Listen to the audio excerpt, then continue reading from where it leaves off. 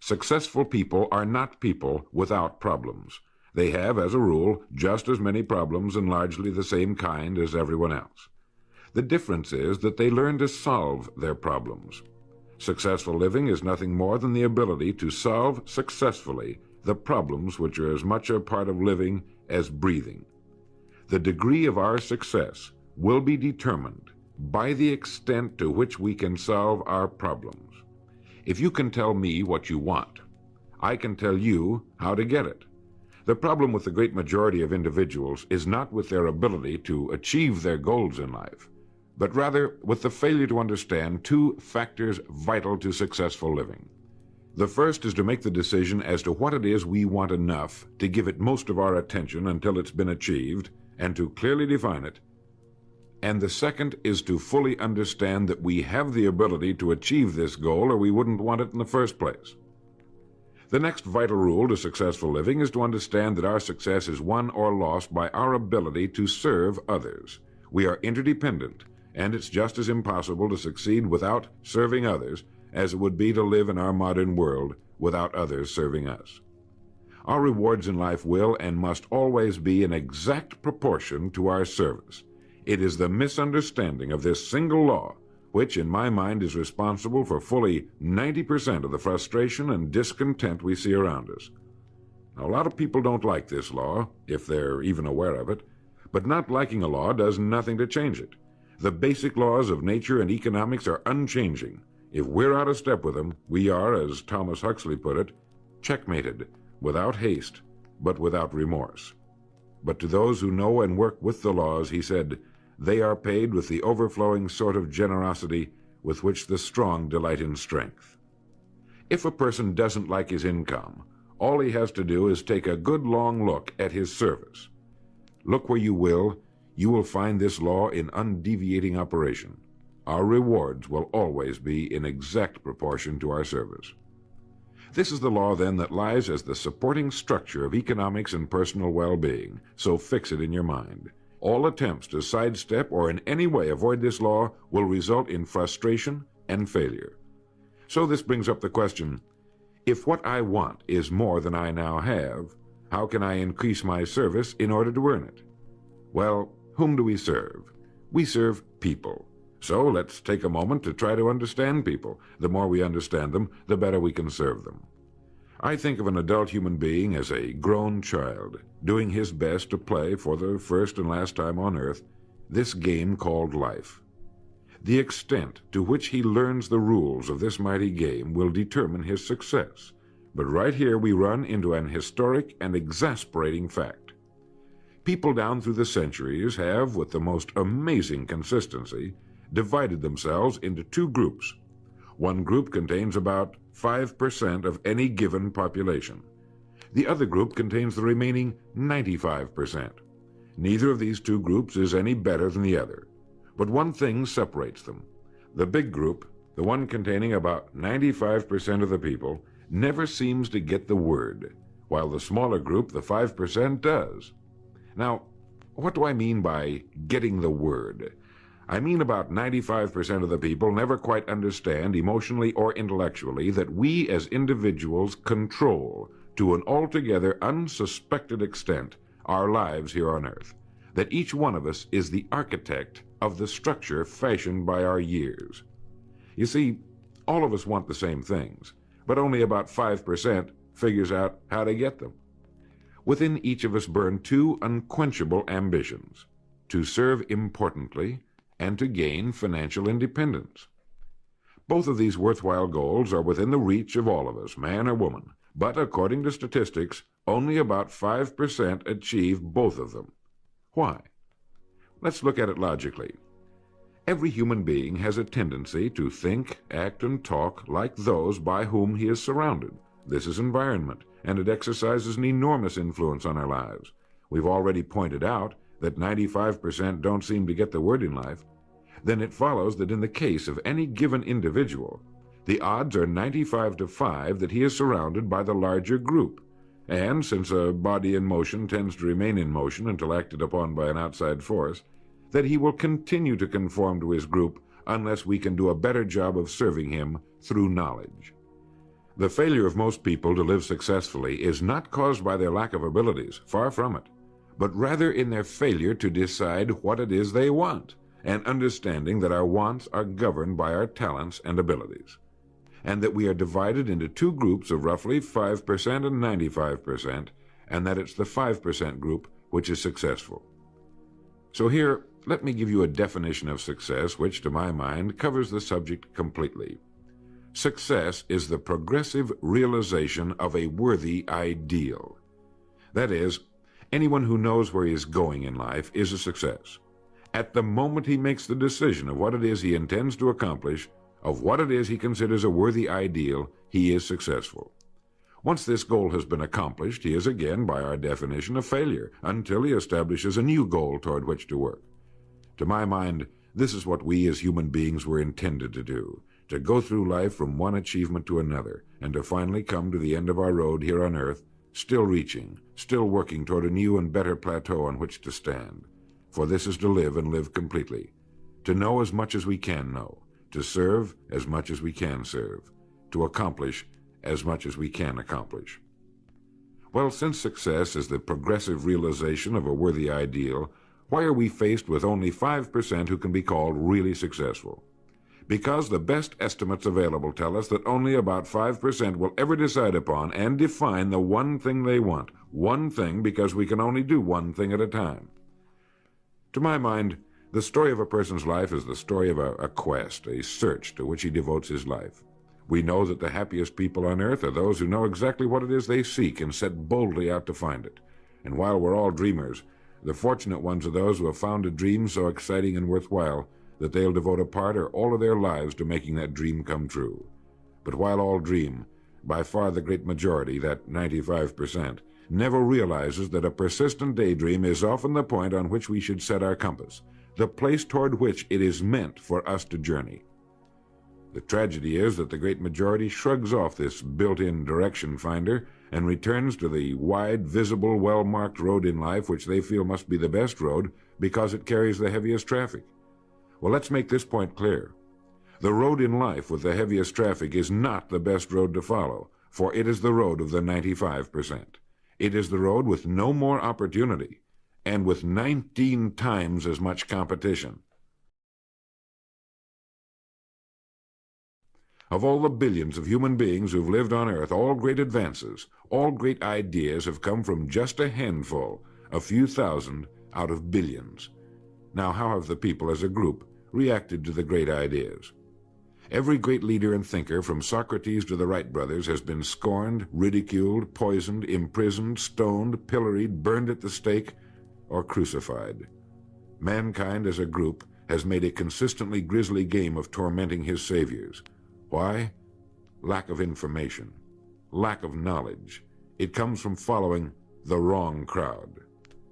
What can we learn from all this as individuals? Two things. One, to amount to anything as individuals, we've got to be individuals. We've got to have individual goals, individual thinking, individual action. And two, we must never conform to the great mass of people. We must love them, help them, for our joy and success will be determined by the extent to which we serve them. But we must never lose our individuality and identity by permitting ourselves to be submerged in this suffocating sea of indirection and purposelessness. There's nothing wrong with emulation. In fact, it's a good idea, so long as we emulate a person who represents that which we wish to become, but never the crowd, never the 95%. We are what we think about. Our minds, our thinking, controls our destinies here on earth to a degree totally unsuspected by the great majority of people. When you think about it a moment, it becomes so obvious, so clear and simple.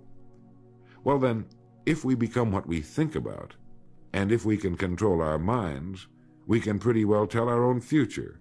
And that's the point I want to make. That's what I meant when I said earlier that each one of us is the architect of the structure fashioned by our years. This means that if we're confused about what we wish to become or accomplish, our lives, our environment will mirror that confusion. It also means that if we know what it is we seek, that it must be accomplished. barring an act of God or a catastrophe over which we have no control, we as individuals can call our own shots for the rest of our lives. We can know what it means to go through life from one success to another, to play life according to the rules and reap the rewards. We can know what it means to have peace of mind and live calm, cheerful, successful lives. You are at this moment the sum total of your thoughts to this point, for there is nothing else you can be. And 5 years from now, you can be and have anything you set your entire mind and heart upon. Succeeding in life has always been a matter of doing that which the great majority does not do.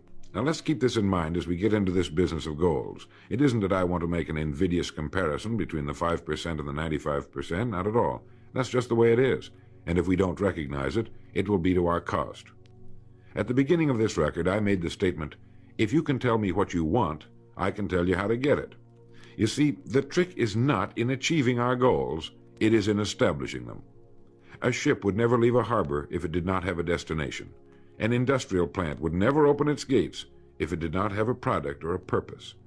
Football would not be played without goalposts, nor would baseball without a home plate. Every business operates for a purpose. Every game has a reason. Getting back to the analogy of our ship, if you were to climb to the navigation bridge and ask the captain the name and location of his next port of call, he would tell you immediately. There's not the slightest doubt in his mind. Can you tell anyone your destination just as quickly and in one sentence? The captain of the ship knows that he can arrive at only one port at a time. He knows that it's impossible to arrive at two. Do you know that? He also knows that his destination will be invisible for fully 99% of his voyage, but he knows it's there, and that he'll reach it, barring an unforeseen catastrophe, if he will just keep doing certain things a certain way every day. One fine morning his destination will appear on the horizon. He'll sail into port, his voyage successfully completed. When his business has been accomplished, he'll then sail to another predetermined port of call, and this will take him and his ship from one success to another for the rest of both of their lives. By understanding that he can reach only one port at a time, the owner of a ship can, in the short space of a very few years, reach hundreds of ports successfully. There'll be problems, lots of them, but they'll be solved, and the ship will steam its solitary course over the deep oceans of the world, devoting its life to accomplishing its mission and contributing its share to the welfare and economy of the world. Men and women who follow this sensible, obvious, and meaningful way of life will do the same. But the paradox is that most are like ships without rudders. They're subject to the whims of wind and tide. And while they hope they'll one day arrive in a rich and bustling port, you and I know that for every narrow harbor entrance, there's 1,000 miles of treacherous and rocky coastline. The chances of their just drifting into port are 1,000 to 1 against them. These are the unfortunate people who, not knowing the rules, believe that circumstance controls our lives. They believe in luck and superstitions, fate, the breaks. They believe that success comes as the result of who you know, not what you know. And while they cling to their false alibis, life passes them by. For the rules of life are just, and they are checkmated, without haste, but without remorse. Now what about you? Remembering that the definition of success is the progressive realization of a worthy ideal, what's the ideal toward which you are working, now, today, yesterday, and tomorrow? Can you write it in one sentence? Is your goal sharply and clearly defined? I mentioned on the first side of this record that I could tell you how you could be and have anything you set your mind on in 5 years. To better understand this, you must examine one of the most overlooked facts in the world. It is that every job, no matter what it may be, holds somewhere within itself the key to everything we want in life, the key to greatness. But we must look for it, and we must think. Decide to become a professional at your business. You see, we can either compete or create. If we compete with all the other people in our line of work, we must be willing to accept the same rewards. If that's what we want, fine. But if we want to become professionals at what we do, then we must create. And when we begin to do this, there's no limit to that which we can achieve. We hear a lot these days about a word called security. Everyone wants security, but not 1 in 10 can tell you what it is. Most people will tell you that security rests with a job. This is impossible. There is no such thing as a job that represents security. Anyone with a job can lose it for any one of 1,000 reasons at any time. There is only one place on earth you can find security, and if it isn't there, it isn't anywhere. It's inside of a person, never outside. If a man has security inside, where it belongs, his wife and children can feel it when he sits down to eat with them, and they're warmed by it. If a man has security inside, where it belongs, you can see it walking down the street, and you can feel it when he enters a room. That's security, and you can't take it away from him. You can take away his money, his home, everything but a wife who's willing to start over, and most of them are, and drop him anywhere in the country. Go back in a year, and he'll be doing just as well as when you found him the first time. You can't keep a good man down, no matter what you do to him. Like cream on milk. You can shake it all day, but just set it down for a while, and it'll bounce right to the top again. This man or this woman has security, where it belongs. And do you know where it comes from? It comes from doing what we do for a living surpassingly well. It comes from being a pro in a world of amateurs.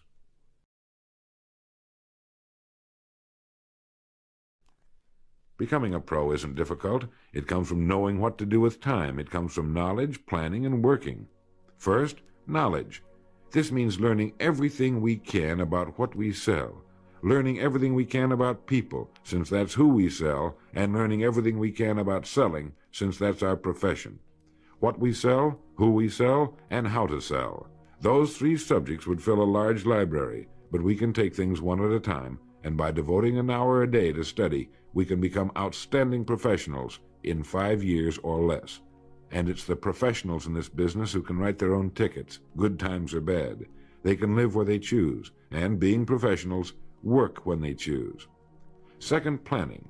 This means writing down the specific goal we're now working toward. It means writing in detail about the first port of call we want to reach, realizing that we can only reach one at a time. It means selecting the income we feel will represent financial independence to us. Once this has been selected, we know exactly what we must do in order to reach it. As soon as our first goal has been reached, we can set a new one. The person who does this is the person people call lucky. Good things just seem to happen to him. The so-called breaks start coming his way. But it's a result of planning and working positively that attracts the good things to us. I can't emphasize too much the importance of describing your goal in detail. If it's a beautiful new home, get the actual plans, or at least an elevation drawing of the home, and carry it with you so that you can look at it regularly. If it's a certain amount of money, write down the specific amount for the coming year to the penny, and then work your plan. Whatever your goal may be, write it down in detail. Then you're like the ship. You're on course, and you reach more successful ports in a few years than most men do in a lifetime. And third, working. Working more than the average, if we're going to achieve more than average results, is necessary, of course. But with proper planning and with knowledge, it seems easy. Moreover, to work, we need energy, and energy is inextricably linked to desire. Unless we have a desire to do a certain thing, we find ourselves without the energy. But you will never find desire without energy. Once our goal has been crystallized in our minds and we realize that we become what we think about, our doubts vanish as to whether or not we can achieve our desired ends, and with the picture of our dream in our mind, we have abundant energy. Compared with what we ought to be, we're only half awake. Our fires are damped, our drafts are checked. We're making use of only a small part of our possible mental and physical resources. Stating the thing broadly, the human individual thus lives usually far within his limits. He possesses powers of various sorts which he habitually fails to use. He energizes below his maximum, and he behaves below his optimum. And then he wrote, excitements, ideas, and efforts, in a word, are what carry us over the dam. He goes on in this excellent essay to point out that we have deep reservoirs of abundant energy that we habitually fail to use, and that by pushing past the first false feeling of fatigue, we will find an exhilarating second wind that will take us to our goals. This is why in studying the lives of the world's great men and women, we find they seem to be indefatigable. Work meant nothing to them, because what they were doing, where they were going, filled their entire worlds. Frequently, people find it difficult to establish a goal toward which to work. Realizing that we cannot be successful without a goal, here's a good way to solve the problem. Get off by yourself and where you can think without being disturbed. Then write on a sheet of paper a complete description of the person you would like to be and the things, in being this person, you would have. Once this has been done, start acting the part of the person you wish to become. Carry as often as you can a clear mental image of the person you want to be and begin to be that person. Soon this will become so knit with habit it will lead you without fail to the goal you seek. You see, when you begin to do this, you're using your greatest power, your mind, and you will become what you think about. The only thing about a man that is a man is his mind. Everything else you can find in a pig or a horse. Think about that line until you know what it means. The only thing that sets us apart as human beings is our divine minds. Everything that means anything to us, our love of our families, our faith, our dreams, our talents and abilities, our religion, everything we know, is connected to us solely through our minds. Our minds represent our hope and our future. Yet, as a rule, it is the last place the average person will turn to for help. Your mind contains riches beyond belief, but you must prospect this rich and largely unexplored continent. And the only way it can be prospected is by systematic study and systematic thinking. Your mind is like a muscle. It will develop only to the extent that you use it, no more. By devoting an hour a day to study, you're building your mind into a powerful and creative servant. If you only do this 5 days a week, it comes to 260 hours a year. That's 1,300 hours in 5 years, or the equivalent of 162 8-hour days devoted to study and research. Believe me, if you'll do this, in 5 years you'll be one of the most accomplished professionals in your field, and you'll have the world on a string. You will virtually be able to write your own ticket. The average man works 8 hours a day, about 50 weeks a year, for 40 years. That's time enough to become great at anything. The time will pass anyway. We might as well reap the rewards. So now, let's sum up and reduce the whole thing to a workable formula, a set of rules for this game of life that cannot fail to take us to where we wish to go. The first and most important thing to remember is the rule that controls our life. We become literally what we think about. This means that we must establish a worthwhile goal toward which to work, a goal that will occupy our minds most of the time. This goal should be written out or illustrated. We should look at it and restate our purpose every morning, every night, and as many times during the day as we can. We must fully understand, emotionally as well as intellectually, that whatever it is we set our heart upon will become real in our lives. We must also remember the law that lies as the basic foundation for all economics and personal well-being as well. Our rewards will be in exact proportion to our service, and if we want to get into the top 5% of the people, we must often cut ourselves away from the effects of our environment and become individuals with individual goals, individual thinking, individual actions. We must realize that our daily work contains more opportunities than we could develop in a lifetime, and that our job contains within itself the key to greatness, the road to everything we could possibly want in life for ourselves and our families. We must realize, too, that security can be found in one place only, inside of us. If it isn't there, it isn't anywhere. And the only road to security lies in doing what we do for a living surpassingly well. And lastly, that we must become professionals at what we do, and that becoming a pro involves knowledge, planning, and working. Knowledge of what we sell, who we sell, and selling. Planning by establishing the goal, which automatically establishes our work pattern. The great salesman is like the great golfer. It looks easy the way he does it, because it is easy the way he does it. But it took time, dedication, and work in its accomplishment. Is it worth it? You bet it is. P.G. Hamilton once wrote, "Let's be different. A strong life is like that of a ship of war, which has its own place in the fleet and can share in its strength and discipline, but can also go forth alone to the solitude of the infinite sea. We ought to belong to society, to have our place in it, and yet be capable of a complete individual existence outside of it. And remember the strangest secret, will you? You are now, and you will become, what you think about."